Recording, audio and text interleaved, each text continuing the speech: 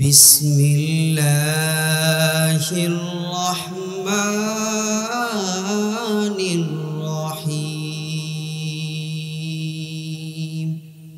আল্লাহুম্মা সাল্লি আলা মুহাম্মাদ ওয়া আলা আলি মুহাম্মাদ কামা সাল্লাইতা আলা ইব্রাহিম ওয়া আলা আলি ইব্রাহিম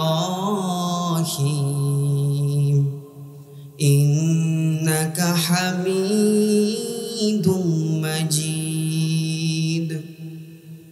আল্লাহুম্মা বারিক আলা মুহাম্মাদ ওয়া আলা আলি মুহাম্মাদ কামা বারাকতা আলা ইব্রাহিম ওয়া আলা আলি ইব্রাহিম ইন্নাকা হামিদুম মাজিদ। মদিনা মদিনা মদিনা मेरा अख़ूं का मदीना को दिखा दूँ। मेरा मालिक मेरा दिल में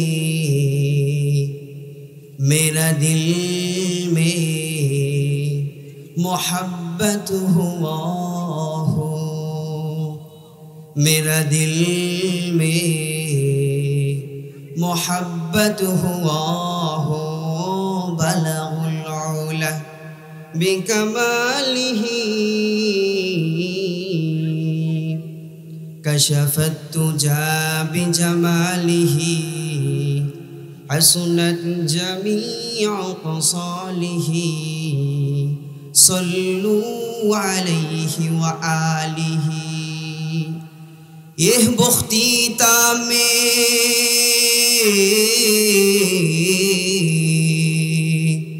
मलिक का नाम ले लिया। अल्लाह अल्लाह अल्लाह अल्लाह अल्लाह अल्लाह मलिक तो खुश हो गया। ला इलाहा इल्लल्लाह ला इलाहा इल्लल्लाह ला इलाहा इल्लल्लाह ला इलाहा इल्लल्लाह मुहम्मदुर रसूलुल्लाह सल्लल्लाहु अलैहि वसल्लम। हादिसेर भितरे आल्लाहर नबी कय আহাব্বুল বিলাদি ইলাল্লাহি মাসাজিদুহা। আল্লাহর নবী বলতেছেন দুনিয়ার ভিতরে যত জায়গা আছে না কেন সকল জায়গার ভিতরে ওই আল্লাহর কাছে সবচাইতে পছন্দনীয় স্থান হলো মসজিদ। সুবহানাল্লাহ বলবেন না? আল্লাহর কাছে সবচাইতে পছন্দনীয় স্থান কি? কথা বলেন, মসজিদ। এরপরে আল্লাহর নবী বলেন ওয়া আবগাদুল বিলাদি ইলাল্লাহি আসওয়াকুহা। আর এই দুনিয়ার ভিতরে যত জায়গা আছে তার ভিতরে সবচাইতে নিকৃষ্টনীয় স্থান হলো আল্লাহর কাছে বাজার। যেই মালিক আপনাকে আর আমাকে ওই বাজার থেকে হেফাজত করে এই মসজিদের অন্তর্ভুক্ত এরকম একটা জান্নাতের বাগানের ভিতরে আনছে, সেজন্য আমরা খুশি না বেজার? যেহেতু আমরা খুশি, ওই রব্বে কারিমের দরবারে খুশি স্বরূপ আরো একবার শুকর আদায় করি আলহামদুলিল্লাহ। মোহতারাম হাজিরিন, এই যে এই জান্নাতের বাগানের ভিতরে এই প্যান্ডেলের ভিতরে যতক্ষণ আছেন খুব ভালো মতো বুঝবেন, এতক্ষণ গুনাহ না হওয়াই সম্ভব। এতক্ষণ কি কথা বলেন, গুনাহ না হওয়াই সম্ভব। আর যখন এই প্যান্ডেলের বাইরে বের হয়ে যাবেন, এর বাইরে গুনাহটা হওয়াই সম্ভব। কথা বলেন, এইখানে কি কোনো ব্যক্তিগত কোনো ব্যক্তির কথা, কোনো মানুষের দোষ ত্রুটি ভুলগুলো এইখানে কি বর্ণনা করা হয়, নাকি এইখানে হাদিস এবং কোরআন থেকে আপনাদের কাছে দাওয়াত দেওয়া হয়? তাহলে কথা বলেন, কোরআন পড়া, হাদিস পড়া, এইটা কি গুনার কাজ? এইটা কিসের কাজ? সওয়াবের কাজ। যেহেতু সওয়াবের কাজ, কথা বলেন, তাহলে এইখানে বসলে গুনাহ হওয়া সম্ভব না না হওয়া সম্ভব? না হওয়া সম্ভব। আর বাহিরে আপনি বাজারে যান, চায়ের দোকানে গিয়ে বসেন, দেখবেন কে কি করছে ইত্যাদি ইত্যাদি। আপনারা আমার চাইতে ভালো জানেন কে কি করছে, সব কিছু যাই না গেলেন, গীবত করলেন। আল গীবাতু আশাদ্দু মিনাজ জিনা। গীবত করলেন, জানতে পারলেন না। মুহতারাম হাজিরিন, সেজন্য বাইরে গুনাহ হওয়া সম্ভব, আর এই প্যান্ডেলের ভিতরে গুনাহ না হওয়াই সম্ভব। তো মুহতারাম হাজিরিন, দুনিয়ার ভিতরে প্রত্যেকটা দেশের ভিতরে সংসদ ভবনে আসেনি কথা কন। এই সংসদ ভবনের সদস্য হওয়ার জন্য নির্বাচনে কি কোটি কোটি টাকা কি খরচ করা লাগে? কোটি কোটি টাকা খরচ করে এরপরে তার সদস্য হয়। এরপরে দেশের আইন বাস্তবায়ন করার জন্য, কার্যকর করার জন্য তারা এবং সরকারি আমলারা সকলে অবিরাম চেষ্টা করে যাচ্ছে। কিন্তু দুঃখের বিষয়, হাইলা আদরি, হাই আফসুস, এত চেষ্টা করার পরেও দুনিয়ার ভিতর থেকে অন্যায় কমতেছে না, বরং বাড়তেছে। কথা বলেন ঠিক কিনা? এর দ্বারা রাজাচরের মুসলমান খুব ভালোভাবে বোঝা যায়, জাগতিক আইন কখনো দুনিয়ার ভিতরে শান্তি গ্যারান্টি দিতে পারে না এবং পারবেও না। কথা বলেন ঠিক কিনা? কোরআনের আইন ছাড়া, দুনিয়ার মানুষের লেখা বই দিয়া দুনিয়ার ভিতরে কোরআন ছাড়া, কথা বলেন, শান্তি প্রতিষ্ঠা করা সম্ভব? শান্তি প্রতিষ্ঠা করা সম্ভব নয়। অতএব মৃত্যু ও পরকালের বিশ্বাস ছাড়া দুনিয়ার ভিতরে শান্তি প্রতিষ্ঠিত হবে না। দুনিয়ার ভিতরে কি হবে না? কথা বলেন, শান্তি প্রতিষ্ঠিত হবে না। একমাত্র শান্তি প্রতিষ্ঠিত হবে যখন মানুষ মৃত্যুর ভয় করবে, পরকালের চিন্তা করবে, তখন এই দুনিয়ার ভিতরে শান্তি প্রতিষ্ঠিত হবে। কথা বলেন ঠিক কিনা? এক বর্ণনায় আছে, মালাকুল মাউত হযরত আজরাইল নাম শুনছেননি? মালাকুল মাউত হযরত আজরাইল আলাইহিস সালাতু ওয়াস সালামের সঙ্গে এক ব্যক্তির সাক্ষাৎ হয়। ওই ব্যক্তি মালাকুল মাউত হযরত আজরাইলকে অভিযোগ করে বলে, ও আজরাইল, তুমি বড় অদ্ভুত, যখন ইচ্ছা তখন কোনো নোটিশ ছাড়া চলে আসো। দুনিয়ার তো নিয়ম হলো, দুনিয়ার নিয়ম হলো যদি কোনো মানুষকে গ্রেফতার করে তার আগে নোটিশ দেওয়া হয়, তার আগে কোনো মানুষকে গ্রেফতার করা হয় না। উত্তরে আজরাইল বলেন, আরে ভাই, আমি যে পরিমাণে নোটিশ তোমাদেরকে দেই, দুনিয়ার কোনো মানুষ তোমাদেরকে এই পরিমাণে নোটিশ দেয় না। তখন আজরাইল কয়, তোমার কি জ্বর হয় না? তখন ব্যক্তি বলে, হ্যাঁ, আমার জ্বর হয়। এরপরে মালাকুল মাউত কয়, তোমাদের কি কালো চুল, কালো দাড়ি পেকে সাদা হয় না? ওই ব্যক্তি কয়, হ্যাঁ হয়। মালাকুল মাউত আবারও বলেন, তোমাদের কি দুনিয়ার ভিতরে নাতিপুতি হয় না? মালাকুল মাউত তখন ওই ব্যক্তি বলতেছেন, হ্যাঁ হয়। তখন মালাকুল মাউত বলেন, এইগুলা হলো আমার নোটিশ, কিন্তু তোমরা দুনিয়ার কোনো মানুষই আমার নোটিশকে নোটিশ মনে করো না। ও রাজাচরের মুসলমান, একটা কথা খুব ভালোভাবে জেনে রাখো, কুরআনুল কারীমের ভিতরে আল্লাহ কয় কুল্লু নাফসিন যায়িকাতুল মাউত, প্রত্যেক প্রাণীর মৃত্যু স্বাদ গ্রহণ করা লাগবে। এই দুনিয়ার ভিতরে যখন কেউ জন্মগ্রহণ করে তার মৃত্যুর স্বাদ গ্রহণ করা লাগবে, মৃত্যুবরণ করা লাগবে। এই কথা একজন ইহুদি বিশ্বাস করে, এই কথা একজন হিন্দু বিশ্বাস করে, এই কথা একজন খ্রিস্টান বিশ্বাস করে, এই কথা একজন বৌদ্ধ বিশ্বাস করে। দুনিয়ার এমন কোনো মানুষ নাই যে নাকি বিশ্বাস করে না যে আমার মৃত্যু বরণ করা লাগবে না। আরে দুনিয়ার ভিতরে সব কিছুর মুখাফিকি করার জন্য এরকম কিছু জিনিস বানানো হয়েছে যা দিয়া তার মুখাফিকি করা হয়। কিন্তু ও রাজাচরের মুসলমান, ভালোভাবে বলো, দুনিয়ার ভিতরে এমন কিছু বানানো হয়েছে নি যা দিয়া মৃত্যু প্রতিরোধ করা যায়?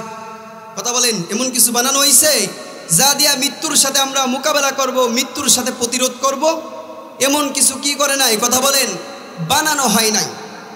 দুনিয়ার ভিতরে মানুষ চেষ্টা করে সাত পর্যন্ত গেছেনি, কথা কন। মানুষ কম্পিউটার বানাইছেনি, মানুষ মানুষের কাজ কমানোর জন্য রোবট বানাইছেনি। কিন্তু এই সমস্ত বিজ্ঞানীদেরকে ডাকো, এদেরকে ডেকে তুমি জিজ্ঞাসা করো মৃত্যুর প্রতিরোধের জন্য এরা কি বানাইছে। দেখবা সকল বিজ্ঞানী তখন ফেল করে গেছে। হাদিস শরীফের ভিতরে আছে, আল্লাহর নবী কয় যখন নাকি মালাকুল মাউত হযরত আজরাইল আলাইহিস সালাতু ওয়াস সালামকে গোটা দুনিয়ার মানুষের রূহগুলা কবজ করার এই দায়িত্ব দিল, তখন মালাকুল মাউত আল্লাহর কাছে আরজ করলো, আল্লাহ, হে আল্লাহ, আপনি আমার এমন দায়িত্ব দিয়েছেন মালিক, আমি যখন দুনিয়ার ভিতর থেকে মানুষের রূহগুলা কবজ করব তখন দুনিয়ার সকল মানুষ আমাকে দোষারোপ করবে। তখন আল্লাহ পাক মালাকুল মাউতকে ডেকে বলল, হে আজরাইল,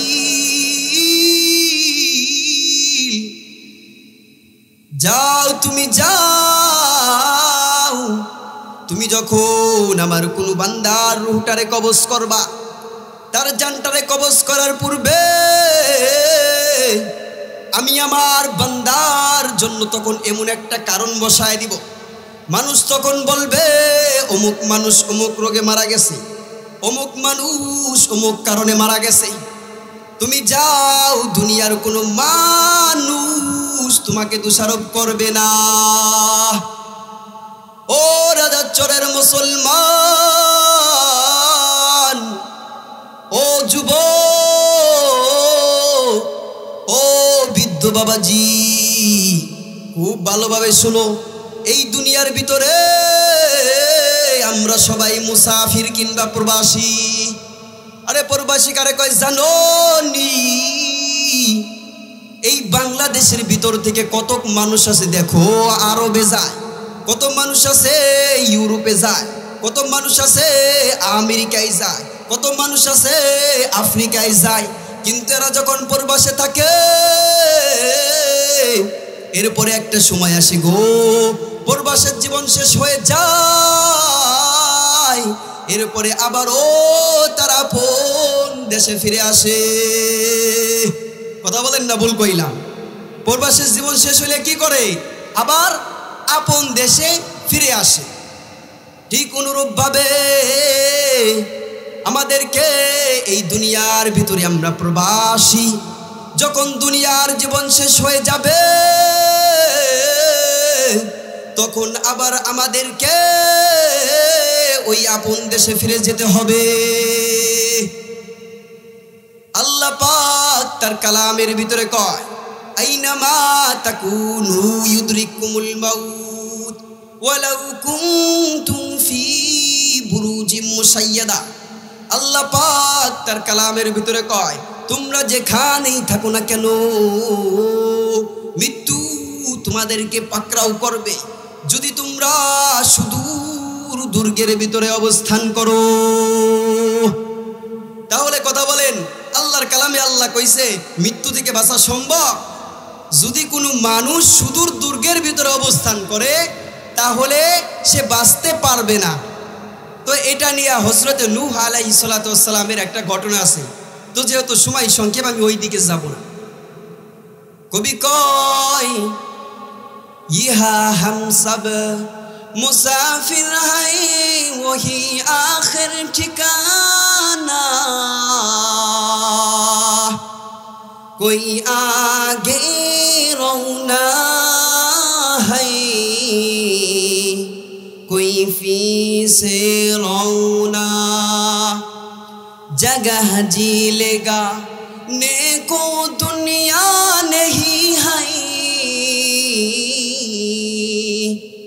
ये आबरत की जा है तमाशा नहीं है। কবি কি কয় জানো? কবি কয়, ও মুসলমান, এই দুনিয়াতে আমরা সবাই মুসাফির, আখিরাত হলো আমাদের ঠিকানা। কেউ আগে যাবে কেউ পরে যাবে। এই দুনিয়া রং তামাশা করার জায়গা নয়, এই দুনিয়া হলো উপদেশ হাসিল করার জায়গা। এই দুনিয়া খেল তামাশা করার জায়গা নয়। ও রাজা চরের মুসলমান, এই দুনিয়াতে আমরা সবাই মুসাফির। এই দুনিয়া ছেড়ে আমাদেরকে চলে যেতে হবে, কিন্তু এই চলে যাওয়াটাও এতটা সহজ নয়। যদি কোনো মানুষ বৎকার হয় তাহলে তার মৃত্যুর যন্ত্রণা কত কঠিন তা কি তোমরা জানো? তা তোমরা জানো না। হাদিস শরীফের ভিতরে আইছে, মালাকুল মাউত হযরতে আজরাইল আলাইহিস সালাতু ওয়াস সালাম 500 ফেরেশতা সহ ভয়ঙ্কর রূপ ধারণ করে ওই যে যেই বৎকার ব্যক্তি মৃত্যুবরণ করবে জাহান্নামের আগুন দ্বারা তৈরি বিশাল লৌহ দণ্ড নিয়া রূহকে পিঠ, হাঁটু এবং আঙুল থেকে জানটা টেনে টেনে বের করবে। অপর বর্ণনার ভিতরে আছে 300 তরবারি, কিংবা আবার তার পাশে আছে 1000 তরবারি। 1000 তরবারি দিয়া যদি দুনিয়ার কোনো একটা মানুষকে একসাথে আঘাত করা হয়, ওই মানুষটা যে পরিমাণে আঘাত পাবে মৃত্যুর যন্ত্রণা তার চাইতে বেশি হবে। মৃত্যুর যন্ত্রণা কেমন জানোনি? আসো আরো বাংলা কইরা বলি। মৃত্যুর যন্ত্রণা হলো এত কঠিন, যদি কোনো মানুষকে গরম একটা পাতিলের ভিতরে রাখা হয়, এরপরে ওই পাতিলের নিচ দিয়া যদি ওই আগুন ধরিয়ে দেওয়া হয়, ওই মানুষটা যদি আগুনে পড়ে জ্বলছে যায়, যে পরিমাণে তার কষ্ট হবে মৃত্যুর যন্ত্রণা তার চাইতে বেশি হবে।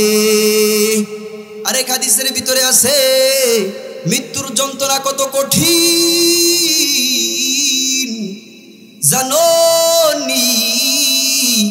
দুনিয়ার ভিতরে গাবি আসেনি, এই গাবিটা যদি দুনিয়ার ভিতরে বকরি আসেনি কথা কন, একটা জ্যান্ত বকরি থেকে যদি তার চামড়াকে টেনে টেনে খোসানো হয়, ওই বকরিটা যেই পরিমাণে কষ্ট পাবে একটা বৎকার ব্যক্তি মৃত্যুর সময় তার চাইতে বেশি পরিমাণে কষ্ট পাবে। আল্লাহ আমাদের সকলকে মৃত্যুর সময় আমাদেরকে এই কষ্ট থেকে হেফাজত করুক, সকলে বলি আমিন। এখন মুমিন বান্দার মৃত্যু কিভাবে হইবে জানেননি? হাদিসের ভিতরে আল্লাহর নবী কয় ক্বালা রাসূলুল্লাহ সাল্লাল্লাহু আলাইহি ওয়াসাল্লাম তুহফাতুল মুমিনুল মাউত। আল্লাহর নবী কয় মৃত্যু হলো মুমিনের জন্য উপহার। বলবেন না সুবহানাল্লাহ? আল্লাহর নবী কি কইছে? মৃত্যু হইছে মুমিনের জন্য উপহার। তো মুহতারাম হাজিরিন, মৃত্যু যদি হয় মুমিনের জন্য উপহার, এখন কেউ প্রশ্ন করবেন হুজুর মইরা জামু সব কিছু রাইখা জামু, কিচ্ছু থাকবে না, এখন এই কথা শোনার পরেও কি আমাদের সুবহানাল্লাহ বলা লাগবে? দুনিয়ার সব কিছু এত কষ্ট করে এত পরিশ্রম করে সব কিছু আমরা কামাই করলাম, সব কিছু ছাইরা জামু, এর জন্য কি আবার সুবহানাল্লাহ বলমু? হাদিস শরীফের ভিতরে আল্লাহর নবী কয় যখন কোনো নেককার বান্দার মৃত্যু হয় তখন ওই নেককার বান্দার জন্য একদল ফেরেশতা জান্নাতি কাফন নিয়া তার সামনে আসে। জান্নাতি কাফন ও সুগন্ধি নিয়া ওই যে ওই নেককার বান্দার মাথার কাছে এসে বসে বলে, ইয়া আইয়াতুহান নাফসুল মুতমাইন্নাহ, হে প্রশান্ত অন্তর, তুমি ফিরে আসো তোমার প্রতিপালকের কাছে। ইরজিই ইলা রাব্বিকি রাদিয়াতাম মারদিয়া, সন্তুষ্ট ও সন্তোষভাজন হয়ে। যখন মুমিন বান্দা এই নির্দেশ পায়, মুমিন বান্দার রূহটা ঠিক এরকম ভাবে কিতাবের ভিতরে আসছে, বের হয়ে আসে। যখন নাকি মশক থেকে তার মুখ খুলে দিলে পানি বের হয়ে আসে, মুমিন বান্দার রূহটা এমন ভাবে বের হয়ে আসে। সুবহানাল্লাহ বলেন না কেন?